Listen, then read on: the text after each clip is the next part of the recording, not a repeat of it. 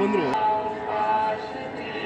ತಲೆಯನ್ನು ನಿಧಾನವಾಗಿ ಮುಂದಕ್ಕೆ ಬಗ್ಗಿಸಿ ಹಾಗೂ ಕಲ್ಲವನ್ನು ಎದೆಗೆ ಸ್ಪರ್ಶಗೊಳಿಸಲು ಪ್ರಯತ್ನಿಸಿ. ಉಸಿರನ್ನು ಒಳಗೆ ಎಳೆಯಿರಿ ಹಾಗೂ ಸುಲಭದಲ್ಲಿ ಸಾಧ್ಯವಾಗುವಷ್ಟು ಮಟ್ಟಿಗೆ ಉಸಿರನ್ನು ಒಳಗೆ ಎಳೆದು ತಲೆಯನ್ನು ನಿಧಾನವಾಗಿ ಬಲಗಡೆಗೆ ಬಗ್ಗಿಸಿ. ಕಿವಿಯನ್ನ ಎಷ್ಟು ಸಾಧ್ಯವೋ ಅಷ್ಟು ಕುತ್ತಿಗೆ ಸನಿಹಕ್ಕೆ ತನ್ನಿ. ಉಸಿರು ಒಳಗೆ ಎಳೆದುಕೊಳ್ಳಿ, ತಲೆಯನ್ನು ಸಹಜ ಸ್ಥಿತಿಗೆ ತನ್ನಿ. ಉಸಿರು ಬಿಡಿ ಹಾಗೂ ತಲೆಯನ್ನು ಬಲಬದಿಗೆ ಗಲ್ಲ ಕುತ್ತಿಗೆಯ ನೇರಕ್ಕೆ ಬರುವಷ್ಟು ತಿರುಗಿಸುತ್ತಾ ಹೋಗಿ. ಉಸಿರು ಒಳಗೆ ಎಳೆದುಕೊಳ್ಳಿ, ತಲೆಯನ್ನು ಸಾಮಾನ್ಯ ಸ್ಥಿತಿಗೆ ತನ್ನಿ. ಉಸಿರು ಬಿಡಿ, ತಲೆಯನ್ನು ಎಡಬದಿಗೆ ತಿರುಗಿಸಿ. ಉಸಿರನ್ನು ಎಳೆದುಕೊಳ್ಳಿ, ತಲೆಯನ್ನು ಸಾಮಾನ್ಯ ಸ್ಥಿತಿಗೆ ತನ್ನಿ. ಕುತ್ತಿಗೆಯನ್ನು ತಿರುಗಿಸುವುದು. ತಲೆಯನ್ನು ಎದುರಿಗೆ ಬಗ್ಗಿಸಿ ಗಲ್ಲವನ್ನು ಎದೆಗೆ ಮುಟ್ಟಿಸುವ ಪ್ರಯತ್ನ ಮಾಡಿ. ಉಸಿರನ್ನು ಒಳಗೆ ಎಳೆದುಕೊಳ್ಳಿ, ತಲೆಯನ್ನು ಕ್ಲಾಕ್ ವೈಸ್ ದಿಕ್ಕಿನಲ್ಲಿ ತಿರುಗಿಸಿ. ತಲೆ ಕೆಳಗಿನ ಬದಿಗೆ ಬಂದಾಗ ಉಸಿರು ಬಿಡಿ, ತಲೆಯನ್ನು ಆಂಟಿ ಕ್ಲಾಕ್ ವೈಸ್ ತಿರುಗಿಸಿ. ಕುತ್ತಿಗೆಯ 4 ಕಡೆ ಎಳೆತ, ಕುತ್ತಿಗೆಯ ಸೊತ್ತುಗಳು ಹಾಗೂ ಮಾಂಸಖಂಡಗಳಲ್ಲಿ ಶಿಥಿಲತೆ ಹಾಗೂ ಕುತ್ತಿಗೆಯ ಟೆನ್ಷನ್ ದೂರವಾದ ಅನುಭೂತಿ ಹೊಂದಿ. ಕುತ್ತಿಗೆ ನೋವು ಅಥವಾ ಸ್ಪಾಂಡಿಲೈಟಿಸ್ ತೊಂದರೆ ಇದ್ದರೆ ಈ ವ್ಯಾಯಾಮವನ್ನು ಬಹಳ ಜಾಗ್ರತೆಯಿಂದ ಮಾಡಬೇಕು. ಸ್ಕಂದ ಸಂಚಾಲನೆ. 2 ಕಾಲುಗಳು ಪರಸ್ಪರ ಜೋಡಿಕೊಂಡಿರಲಿ. ಕಾಲಿಂದ ತಲೆ ತನಕ ಭಾಗವನ್ನು ನೇರವಾಗಿಡಿ, ಭುಜಗಳನ್ನು ನೇರವಾಗಿಡಿ. ಉಸಿರು ಎಳೆದು ನಿಮ್ಮ 2 ಭುಜಗಳನ್ನು ತಲೆಯ ಹತ್ತಿರಕ್ಕೆ ತನ್ನಿ. ಅಂಗೈಗಳು ಊರ್ಧ್ವ ದಿಶೆಯಲ್ಲಿ ಇರಲಿ. ಉಸಿರು ಬಿಡುವಾಗ ಎತ್ತರಿಸಿದ 2 ಭುಜಗಳನ್ನು ಮತ್ತೆ ಸಹಜ ಸ್ಥಿತಿಗೆ ತನ್ನಿ. ಕೈಗಳನ್ನು ತಲೆಯಿಂದ ಮೇಲಿಸಿದಾಗ ತಲೆಯನ್ನು ಕೈಗಳು ಮುಟ್ಟಬಾರದು. ಅದೇ ರೀತಿ ಕೈಗಳನ್ನು ಕೆಳಗೆ ಇಳಿಸಿದಾಗ ಅವು ತೊಡೆಗೆ ತಾಗಬಾರದು. ಬೆರಳುಗಳನ್ನು ಜೋಡಿಸಿ 2 ಕೈಗಳನ್ನು ಬಿಡಿಸಿ.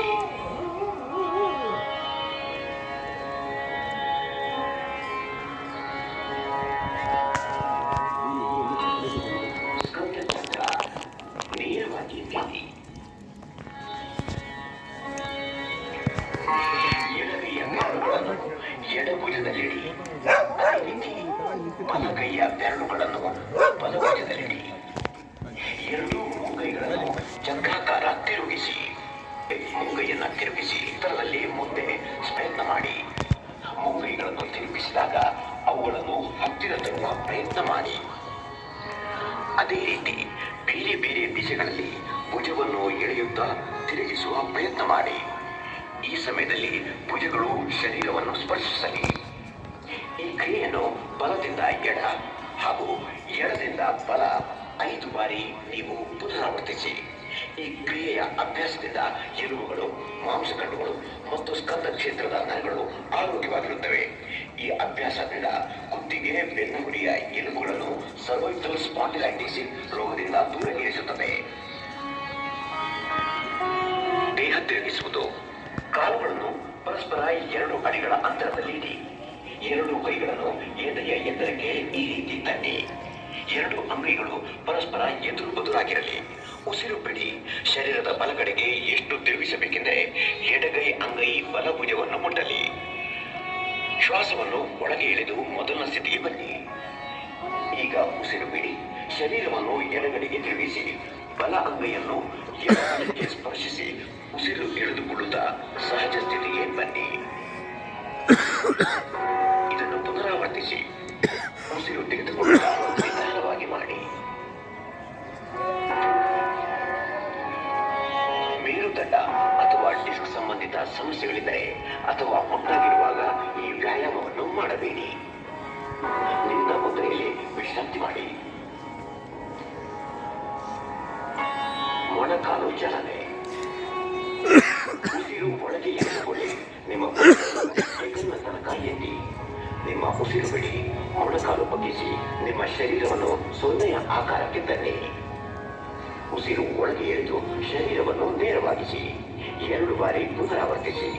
ಈ ವ್ಯಾಯಾಮದಿಂದ ಮೊಣಕಾಲು ಗಂಟುಗಳು ಬಲಗೊಳ್ಳುತ್ತವೆ. ಅಕ್ಯೂಟ್ ಆರ್ಥರೈಟಿಸ್ನ ಸಮಸ್ಯೆ ಇದ್ದರೆ ಈ ವ್ಯಾಯಾಮವನ್ನು ಬಿಟ್ಟು ಬಿಡಿ. ಕೈಗಳನ್ನು ಕೆಳಗೆ ತರುವಾಗ ಉಸಿರು ಬಿಡಿ. ಬನ್ನಿ ಈಗ ಯೋಗಾಸನದತ್ತ ಮುಂದುವರಿಯೋಣ. ತಾಡಾಸನ. ತಾಳೆ ಒಂದು ಮರದ ಹೆಸರು. ಕಾಲುಗಳನ್ನು ಪರಸ್ಪರ 2 ಇಂಚು ದೂರದಲ್ಲಿಡಿ. ಬೆರಳುಗಳನ್ನು ಪರಸ್ಪರ ಸಿಕ್ಕಿಸಿಕೊಳ್ಳಿ ಹಾಗೂ ಅಂಗೈಯನ್ನು ಹೊರಭಾಗಕ್ಕೆ ತಿರುವಿ. ಉಸಿರು ಒಳಗೆ ಎಳೆದುಕೊಳ್ಳಿ ಹಾಗೂ ಭುಜಗಳನ್ನು ಮೇಲೆ ಎತ್ತಿ ನಿಮ್ಮ ಹೆಗಲಿಂದಲೂ ಮೇಲೆ. ಹಿಂಗಾಲನ್ನು ಮೇಲೆತ್ತಿ ಬೆರಳುಗಳ ಮೇಲೆ ಸಂತುಲನೆ ಮಾಡಿ. ಈ ಸ್ಥಿತಿಯಲ್ಲಿ 10 ರಿಂದ 15 ಸೆಕೆಂಡು ನಿಲ್ಲಿ.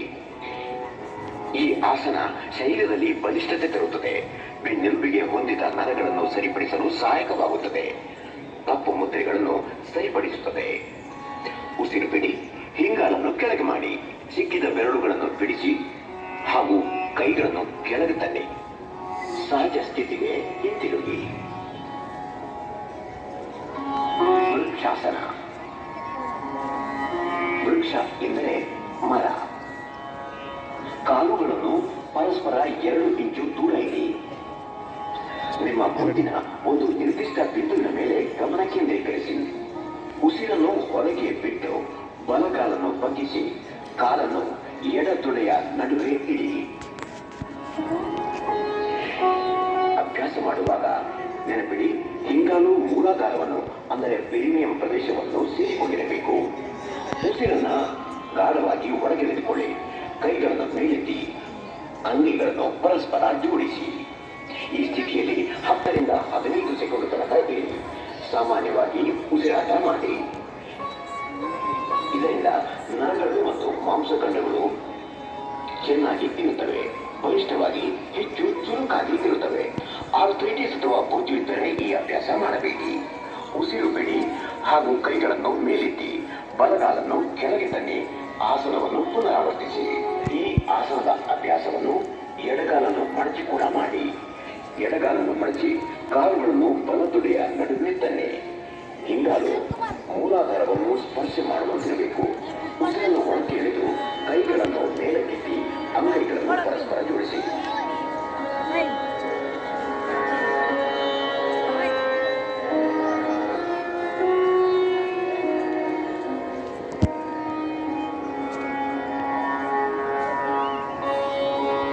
ಪಾದಹಸ್ತಾಸನ.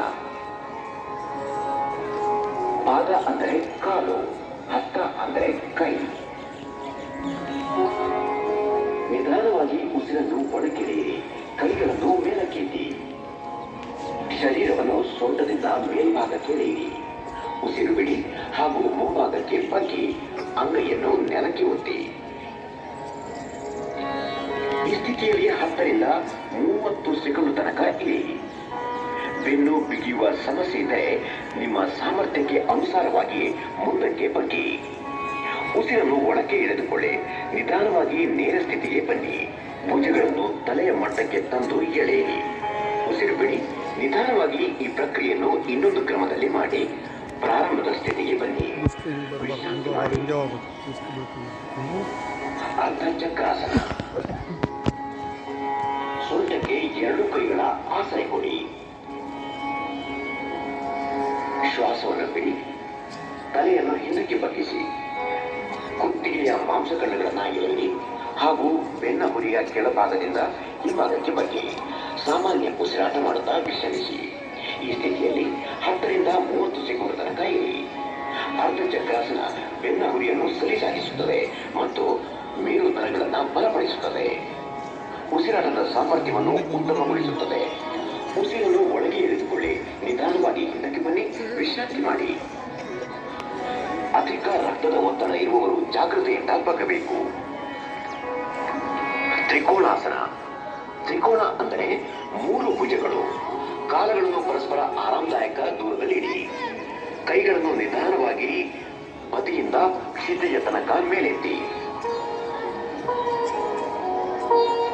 ಉಸಿರನ್ನ ಬಿಡಿ.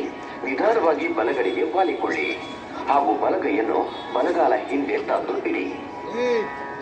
ಎಡಗೈಯನ್ನು ಬಲಗೈಯ ಮೇಲೆ ತಂದು ನಿಲ್ಲಿಸಿ. ಸಾಮಾನ್ಯ ಉಸಿರಾಟದೊಂದಿಗೆ ಈ ಸ್ಥಿತಿಯಲ್ಲಿ 15 ರಿಂದ 30 ಸೆಕೆಂಡು ತನಕ ಇರಿ. ಸಮತಳ ಕಾಲಿನಿಂದ ಪಾರು ಮಾಡುತ್ತದೆ. ಪಿಂಡಲಿನಿ ತೊಡೆಗಳು ಮತ್ತು ಸೊಂಟದ ಮಾಂಸಖಂಡಗಳಿಗೆ ಬಲ ನೀಡಿ ಮೇರುದಂಡವನ್ನು ಸಡಿಲಗೊಳಿಸುತ್ತದೆ. ಉಸಿರನ್ನು ಒಳಗೆ ಎಳೆದುಕೊಂಡು ನಿಧಾನವಾಗಿ ವಾಪಸ್ ಬನ್ನಿ.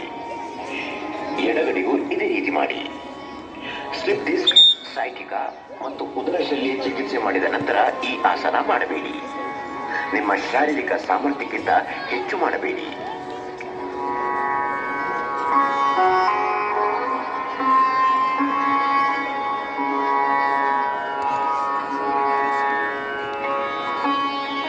ಭದ್ರಾಸನ. ಈಗ ಕುಳಿತುಕೊಳ್ಳುವ ಮುದ್ರೆಗಳಿಗಾಗಿ ಸಿದ್ಧರಾಗಿ. ಭದ್ರ ಅಂದ್ರೆ ದೃಢ ಎಂದರ್ಥ. ಕಾಲುಗಳನ್ನು ಮುಂದೆ ಚಾಚಿ ನೇರವಾಗಿ ಕುಳಿತುಕೊಳ್ಳಿ. ಕೈಗಳನ್ನು ಸೊಂಟದ ಬುಡ ನೆಲದಲ್ಲಿಡಿ. ಇದನ್ನು ದಂಡಾಸನ ಎನ್ನುತ್ತೇವೆ. ಈಗ ನಿಮ್ಮ ಕಾಲುಗಳ ಸ್ಥಳವನ್ನ ಜೊತೆ ಸೇರಿಸಿ ಉಸಿರುಬಿಡಿ ಮತ್ತು ನಿಮ್ಮ ಕೈಗಳನ್ನು ನಿಮ್ಮ ಕಾಲುಗಳ ಊಟದಿಂದ ಬಿಗಿಯಾಗಿಸಿ. ನಿಮ್ಮ ಹಿಂಗಾಲುಗಳನ್ನು ಸಾಧ್ಯವಾದಷ್ಟು ಮೂಲಾಧಾರ ತನ್ನಿ. ಅದು ಅಂತಿಮ ಸ್ಥಿತಿ. ಈ ಸ್ಥಿತಿಯಲ್ಲಿ ಸ್ವಲ್ಪ ಹೊತ್ತು ಇರಿ.